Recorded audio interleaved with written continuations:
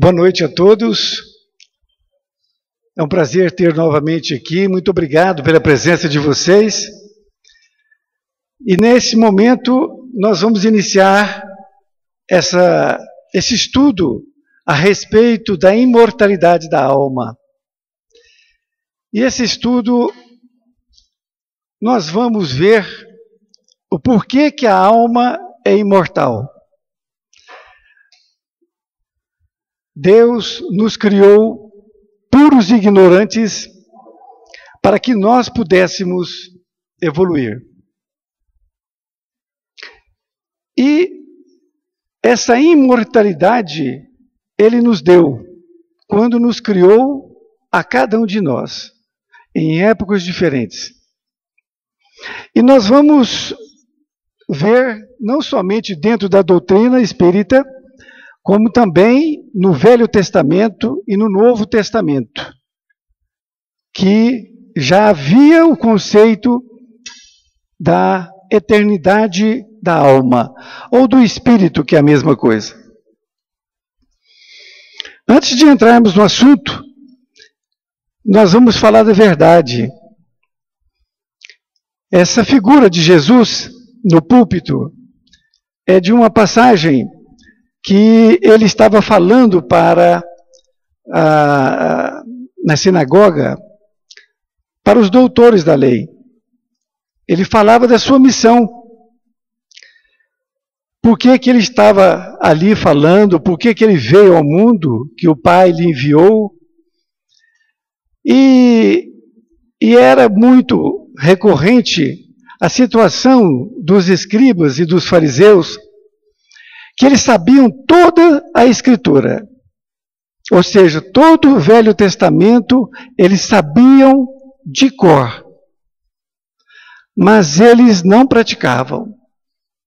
Infelizmente, eles sabiam, mas eles não praticavam o Evangelho, que era o Velho Testamento.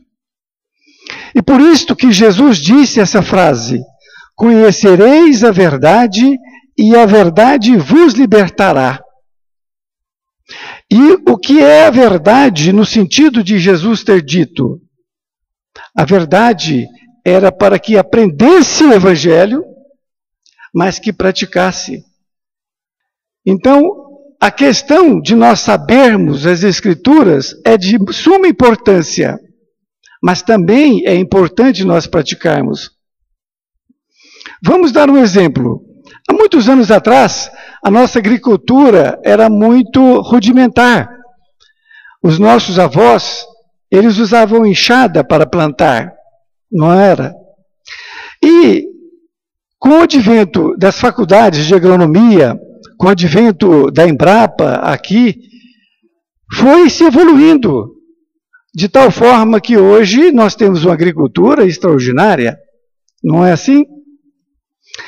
Então foi o estudo e depois a prática, a aplicação desse estudo, que propiciou nós chegarmos na agricultura que estamos hoje.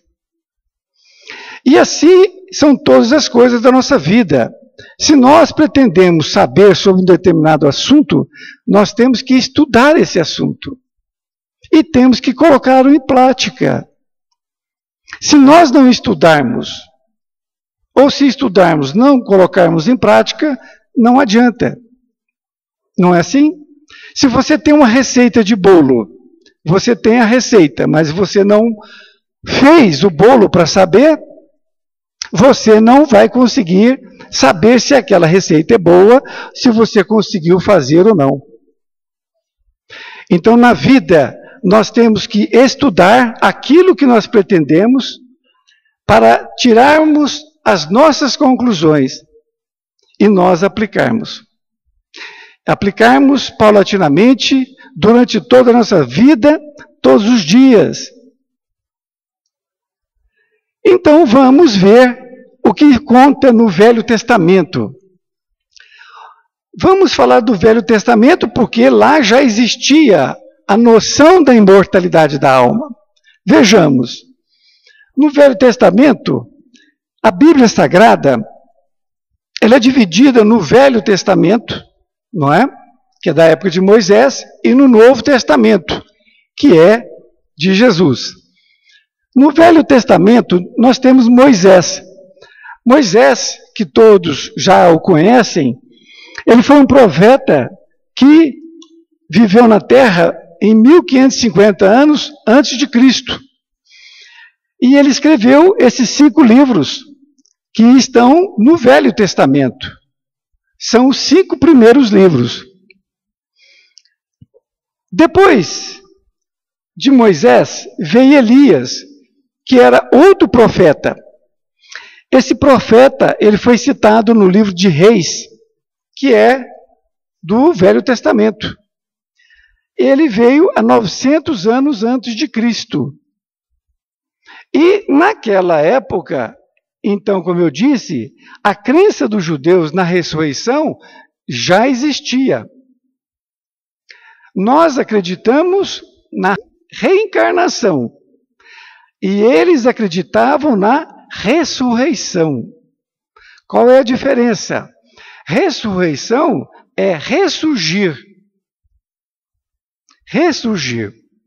E a reencarnação é entrar em outro corpo, é reencarnar, é outra vida.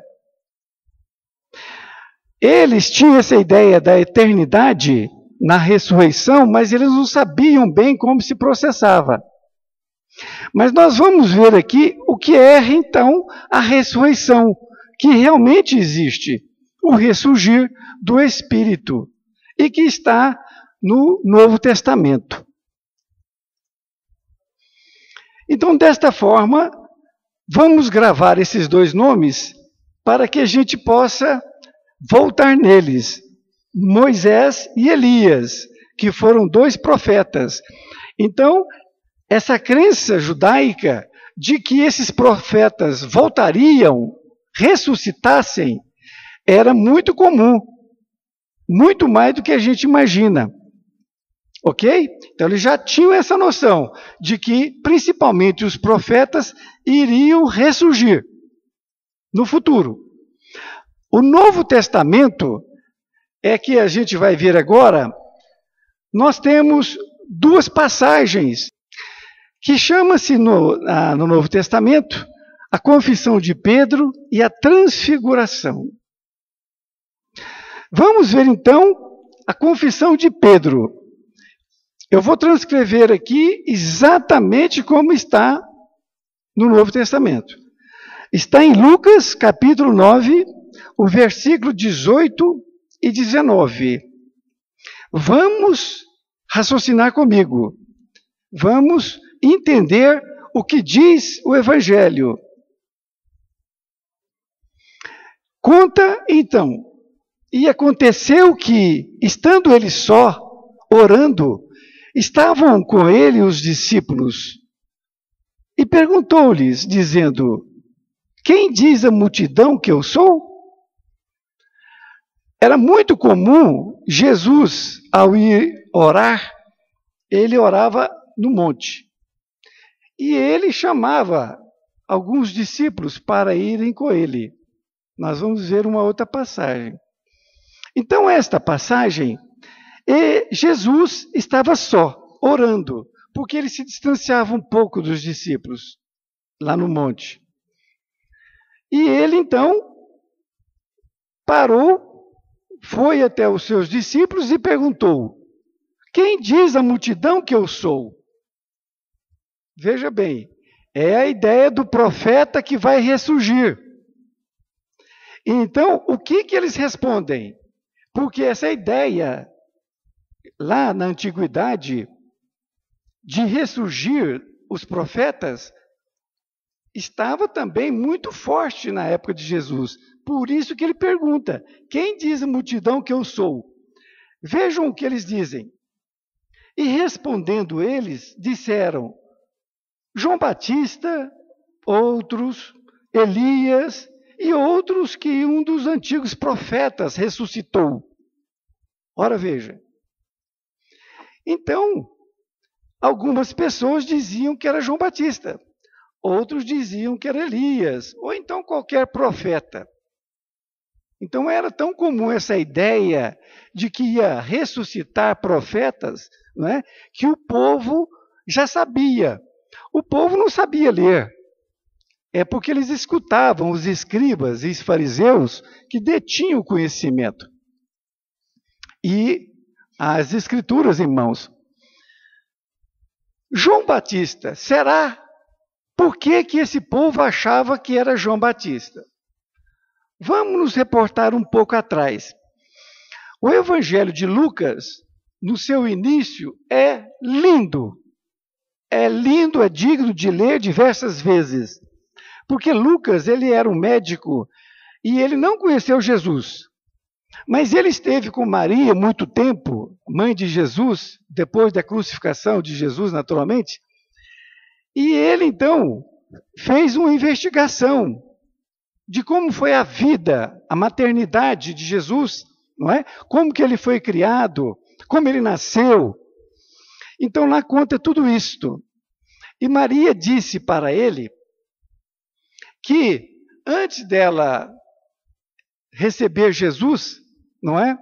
A sua prima Isabel engravidou. E a sua prima Isabel era até já de idade e não era comum engravidar. E sua prima Isabel engravidou e logo após Maria engravidou de Jesus.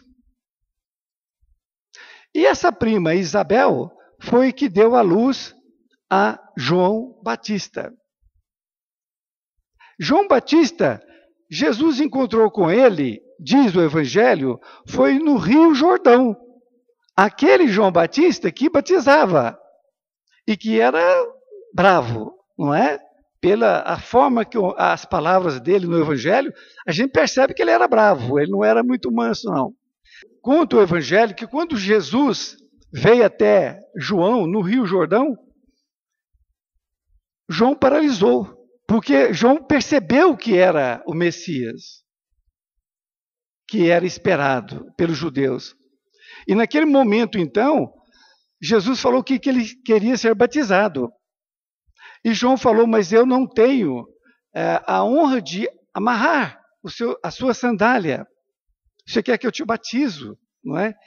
E Jesus disse para ele, vamos, porque temos que cumprir as Escrituras. Temos que cumprir as Escrituras. Ou seja, estava escrito no Velho Testamento. E assim fez, foi quando uma pomba surgiu, não é? E uma voz também falou que ele era o filho. João Batista, logo depois, ele foi decapitado. Então, veja bem, se João Batista, ele nasceu um pouco antes de Jesus, realmente Jesus não poderia ser o João Batista ressuscitado, não é isso? Não tinha como. Mas o povo não tinha orientação, o povo não tinha esclarecimentos, não tinha informação, podemos assim dizer. Por isso, essa colocação. Bom, sobrou Elias. E nós vamos agora, a respeito de Elias, ver na próxima parte. No Novo Testamento, então, nós vimos a confissão de Pedro. Agora nós vamos ver a transfiguração, que é uma das passagens mais lindas do Evangelho.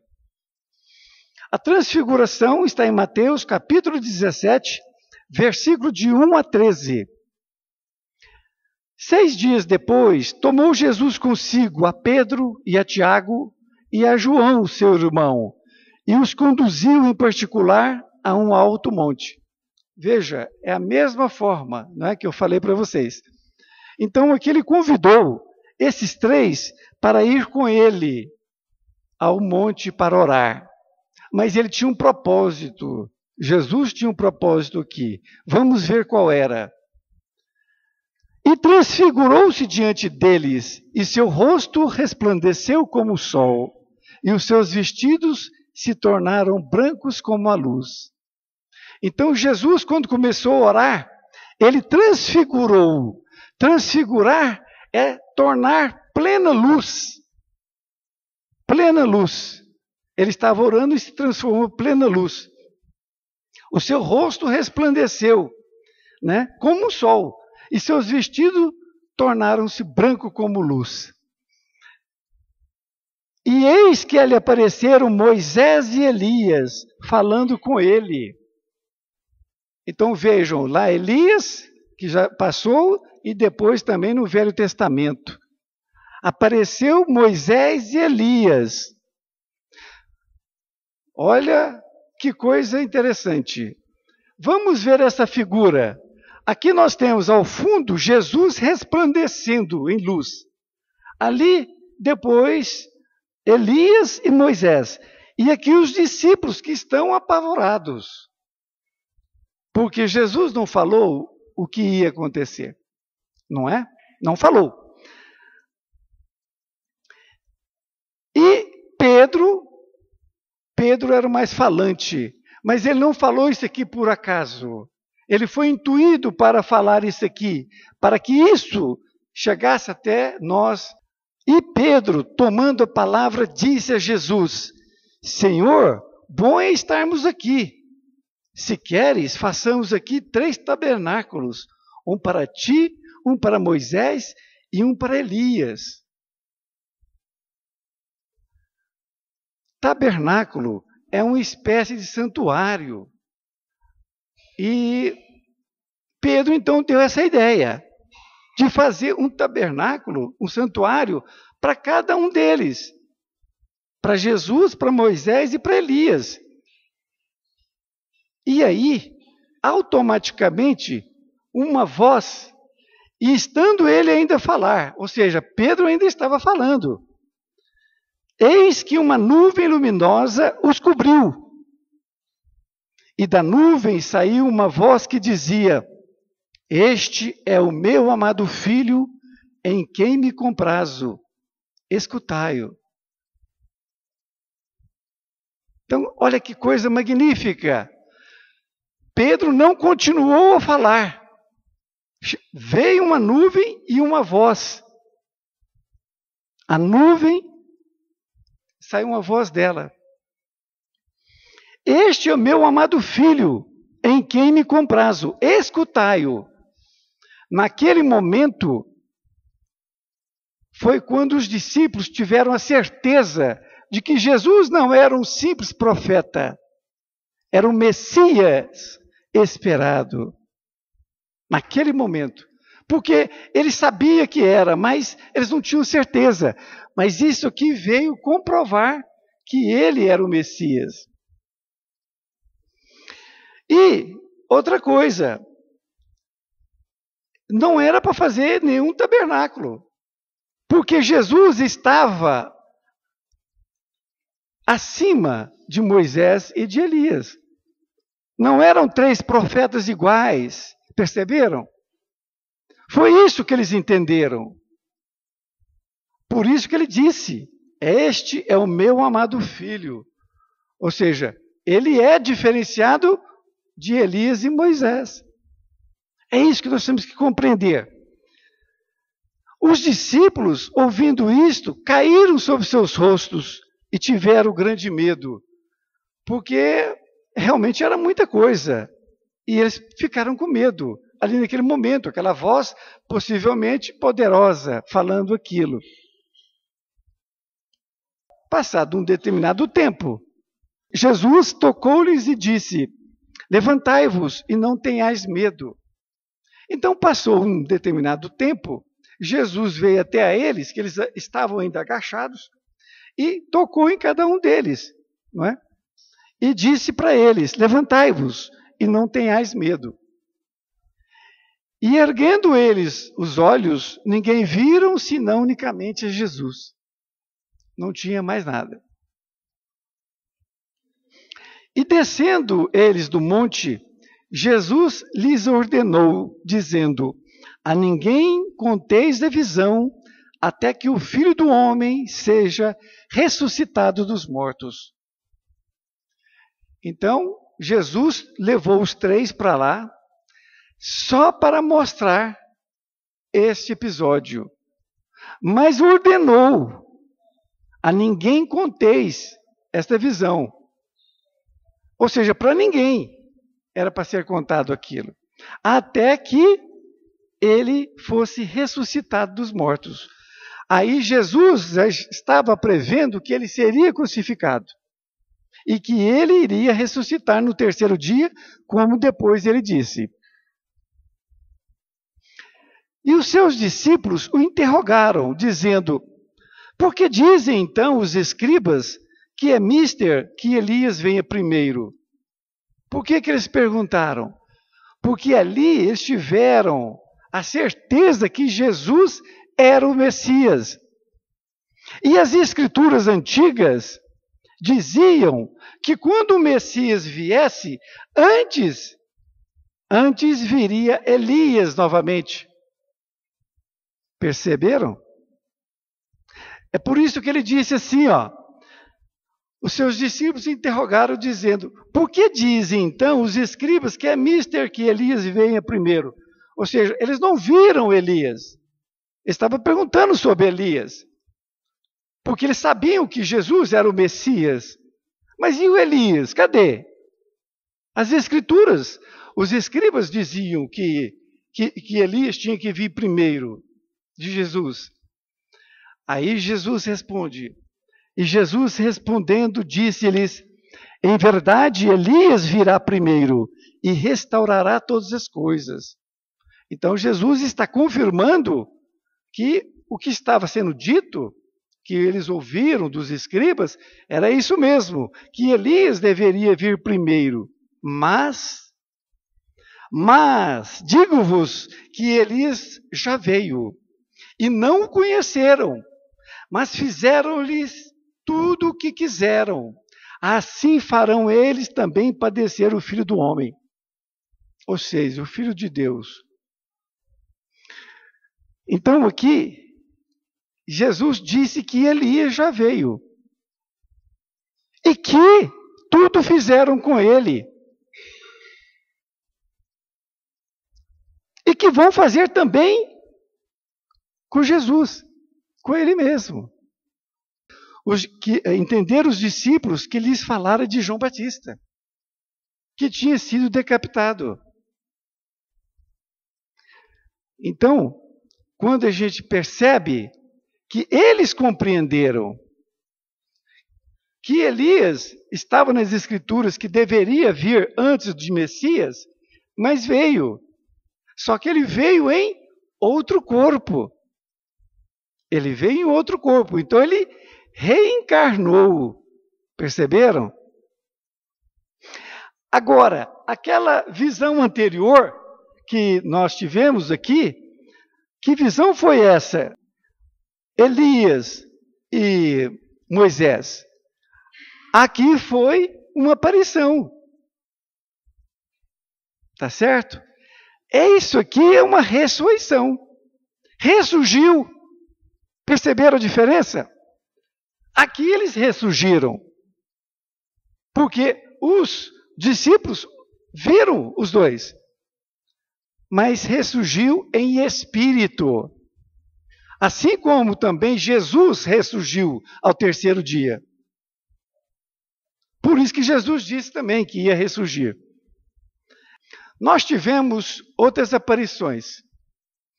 No Evangelho de João, no capítulo 20 e 21, nós tivemos no sepulcro Maria Madalena. Jesus tinha dito, antes de ser crucificado, ele disse que ele ia ressuscitar no terceiro dia. E ressuscitou mesmo. Porque ele apareceu em espírito para Maria Madalena. Maria Madalena foi a sepulcro ao terceiro dia, ela tinha esquecido o que Jesus tinha dito. Quando ela chegou lá levando incenso, a pedra do túmulo tinha sido retirada do lugar. E não tinha nada lá dentro. Então, quando ela se virou, ela viu Jesus. E Jesus estava em espírito. Ele fez se aparecer para ela. Em casa dos discípulos, que ele apareceu para os 11, não é? Depois que apareceu para Maria Madalena, ele apareceu para os 11 discípulos também. E faltava um. que era o Tomé. E quando Tomé ficou sabendo, então ele falou que só acreditava vendo. Todos sabem dessa história. E mais, que ele queria tocar nas chagas de Jesus. Não era assim? E foi então que ele apareceu novamente e falou para Tomé: agora você toca nas minhas chagas. Não é? Junto ao mar, a Simão Pedro e os discípulos. Então, houveram diversas aparições de Jesus ressuscitado, ou seja, em espírito. Agora, nós reencarnamos. Eis a diferença entre ressurgir e reencarnar. Nós chegamos às seguintes conclusões: a morte não existe. Está aqui no Velho e no Novo Testamento, que a morte não existe. Já tivemos e teremos inúmeras vidas.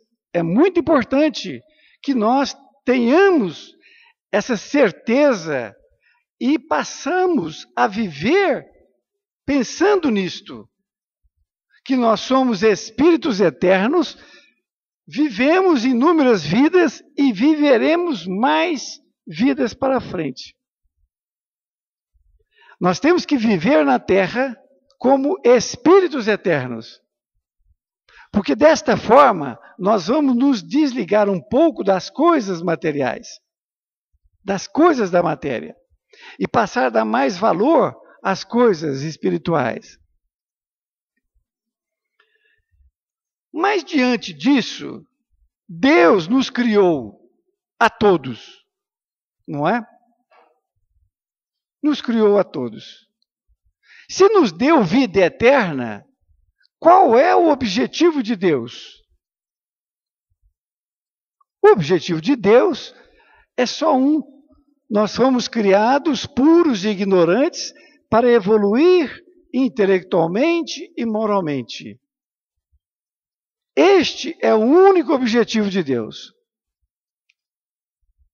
Para que nós possamos evoluir intelectualmente, nós temos que estudar. Como nós falamos no princípio, se nós desejamos saber a respeito de um determinado assunto, nós temos que estudar. Não é assim? É estudar.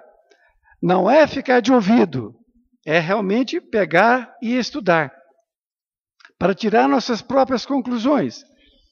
E depois, através do estudo, nós podermos praticar. E aí nós estaremos evoluindo moralmente. É uma evolução paulatina, todos os dias. Nós não vamos ser anjos nesta encarnação, mas com certeza seremos um dia. Todos nós fomos criados para sermos anjos. É isso que nós temos que entender. Que nós todos temos esse caminho para ser percorrido. A evolução da alma, ela começa daquele jeito. Aqui do lado esquerdo, o espírito com uma pequena luz, não é? E à medida que ele vai evoluindo, ele vai transformando o seu perispírito em plena luz. Então, aqui no início, o seu perispírito, ele é matéria e energia. Mais matéria do que energia. À medida que vai evoluindo o espírito, aquela matéria vai se transformando em energia. Então fica somente energia. Perceberam? Isto é a evolução. É por isto que quando criaturas que ignoram, desencarnam, muitas vezes ela fica aqui na Terra. Ela fica na Terra porque ela está presa. Como Jesus disse, aonde estiver o seu coração, ali estará você. Não é? Ou seja, se você está preso às coisas da Terra, vai ficar na Terra. E essas pessoas que estão presas, elas também têm dificuldades de sair da Terra. Questões físicas. Por quê? Porque o perispírito dela é denso, é pesado. Então é a lei da gravidade. ela fica presa na terra. Ela não tem como volitar, como é o caso de um espírito já evoluído. É mais ou menos assim, quando nós fomos criados, é aquela lâmpada da direita.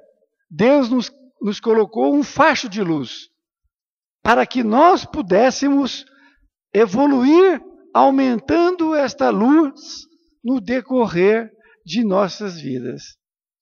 Cabe a cada um de nós.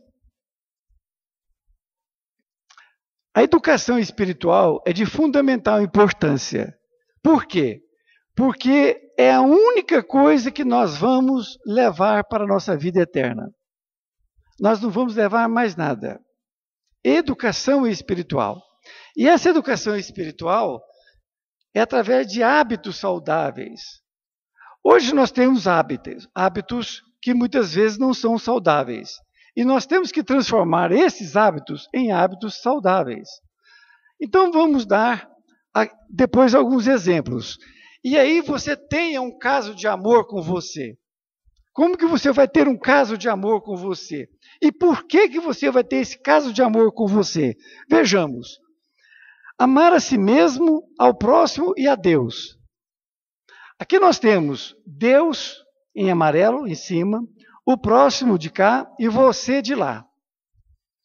Jesus disse no primeiro mandamento, amar a Deus sobre todas as coisas. Não é isso?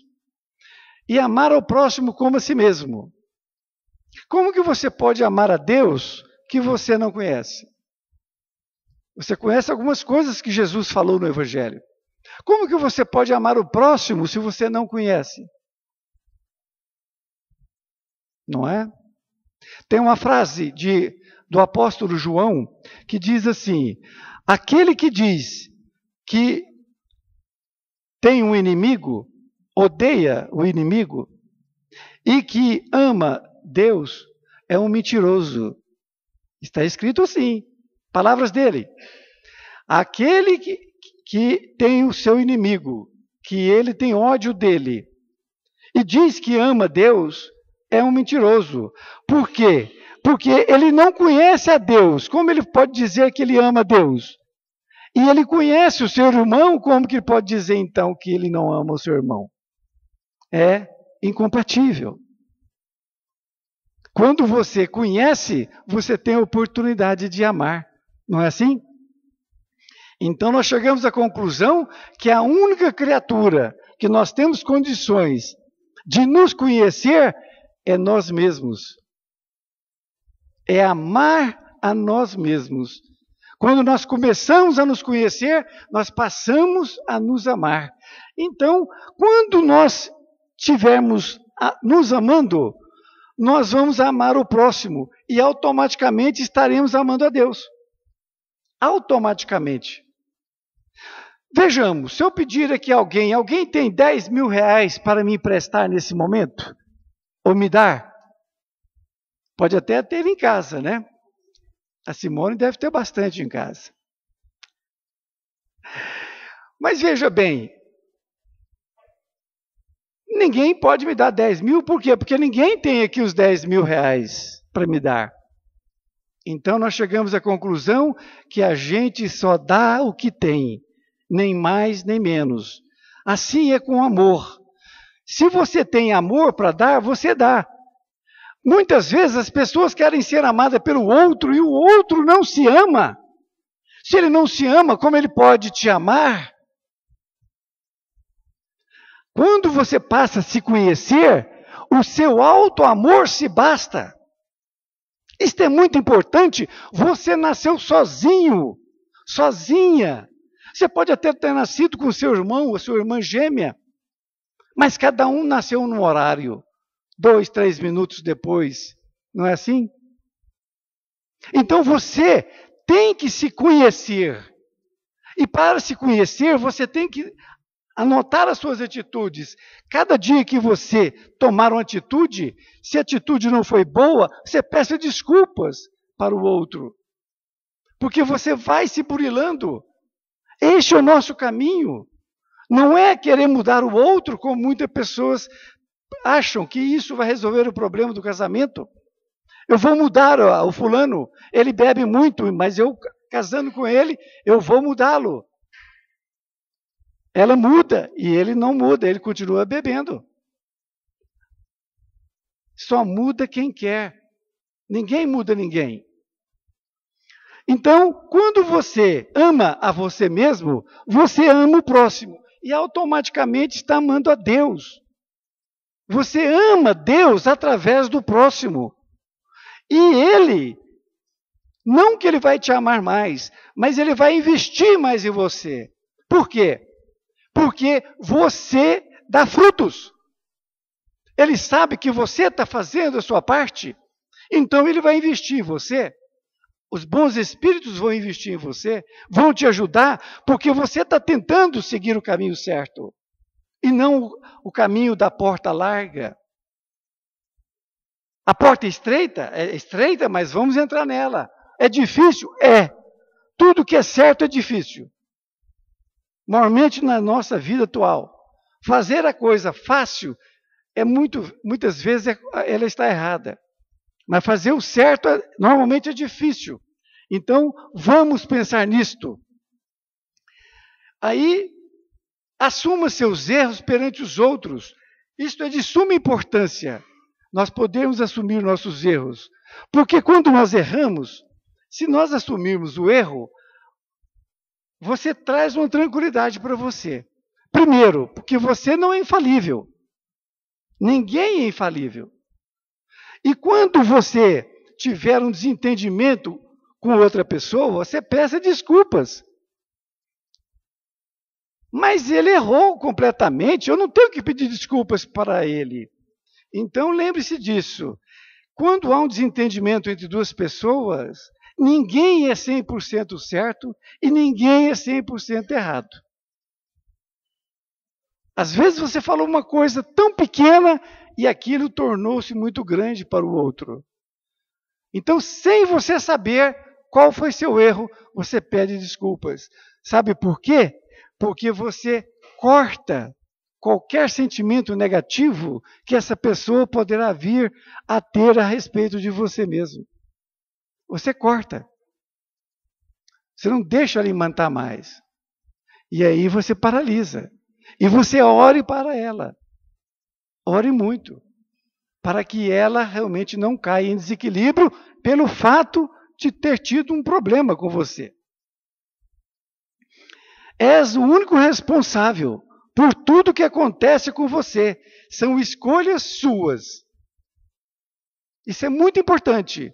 Há muitas pessoas que acham que a vida dela não presta e é culpa do patrão, é culpa da mãe, do pai, do marido, da esposa. Ela não culpa ela culpa os outros. E não tem que culpar a si mesmo. Ela tem que perceber que suas escolhas é que não estão muito boas. Tem que melhorar suas escolhas. Então, cada um de nós é responsável por si mesmo. Por tudo que acontece. São nossas escolhas. Se uma pessoa, no trânsito, por exemplo, grita com você, não é? E é muito comum isso ainda, né? Se a pessoa grita, e você vai gritar também, ela está desequilibrada e você desequilibrou no mesmo momento. Lembro aqui um episódio. Se uma pessoa está afogando, se você pular sem saber como salvar aquela criatura, você vai junto com ela, não é assim? Porque ela vai se agarrar a você e vai os dois juntos. Então, é exatamente isso que acontece. Quando a pessoa está desequilibrada, ela está tentando desequilibrar em sua volta.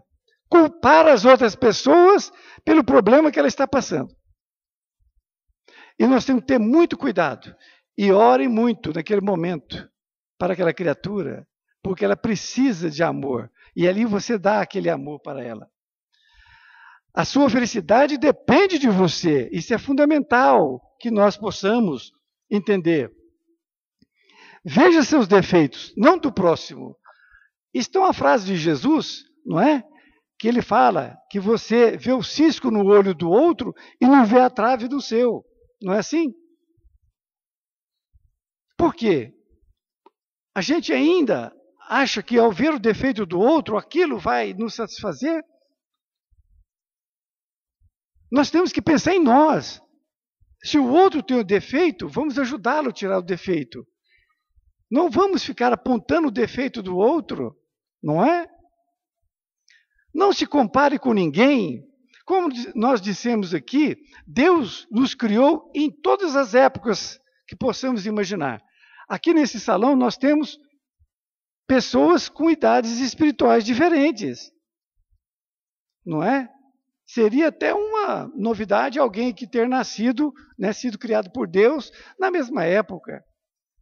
Então nós temos idades espirituais diferentes, nós temos vivências diferentes nas diferentes encarnações. Nós tivemos experiências em famílias diferentes. Nós somos totalmente diferentes uns dos outros. Ninguém aqui é igual a ninguém. A única coisa que nos faz iguais é porque somos filhos do mesmo Pai. Há um pessimismo nas pessoas. Tem pessoas que são altamente pessimistas. Nós temos que ajudar essas criaturas. Isto é doença. Tem que passar para ela que ela tem que ter gratidão.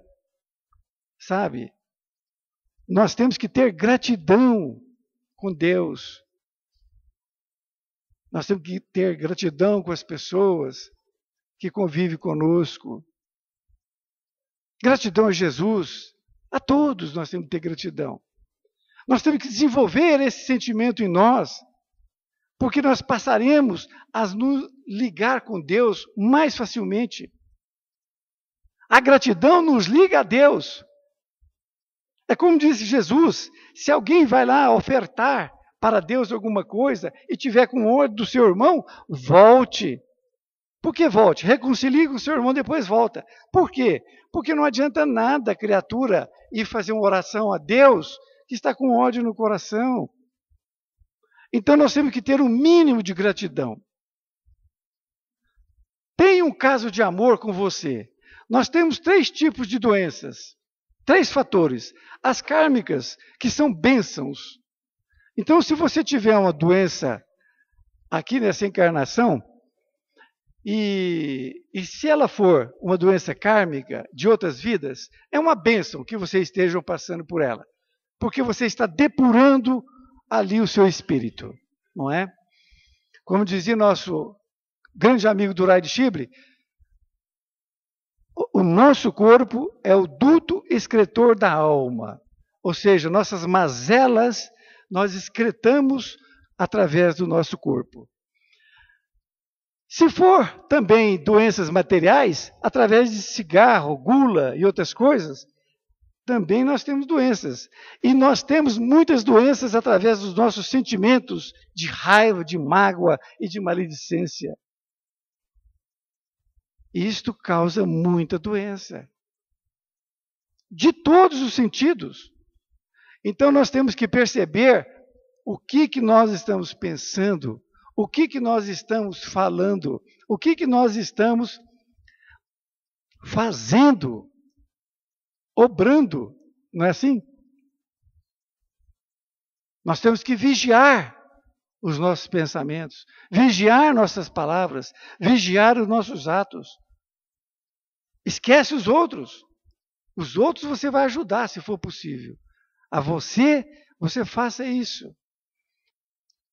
Tem um caso de amor com o próximo. Ora, se nós já começamos a nos amar, nós passaremos a ter um caso de amor com o próximo. Nós já vamos perceber que ele é diferente de nós. Eu já não vou querer mais que a minha esposa seja igual a mim. Não é? Qual que é a minha idade? Eu sou mais velho do que ela espiritualmente ou mais novo? Não é? Como que nós vamos descobrir isso? Nós não temos como descobrir. Julgar o outro na mesma medida é ver um espelho, né? Quando a gente julga o outro, nós estamos julgando a nós mesmos. A psicologia diz que quando nós vemos alguma coisa que a gente não aceita no outro, é porque aquilo está dentro de nós e nós não aceitamos. Isso é a psicologia, não é nem espiritismo. Mas está dentro do espiritismo. Veja a outra criatura como ser único, com habilidades diferentes das suas, e incentive-a. Então não queira que a outra criatura seja igual a você, arrume a mesa igual a você, faça a comida da mesma forma. Não é? Nós somos totalmente diferentes. Quem tem 2 filhos sabe disso, não é? 2 criaturas completamente diferentes. Obrigado por ter vindo. Vão com Deus. Muito obrigado por ter me escutado.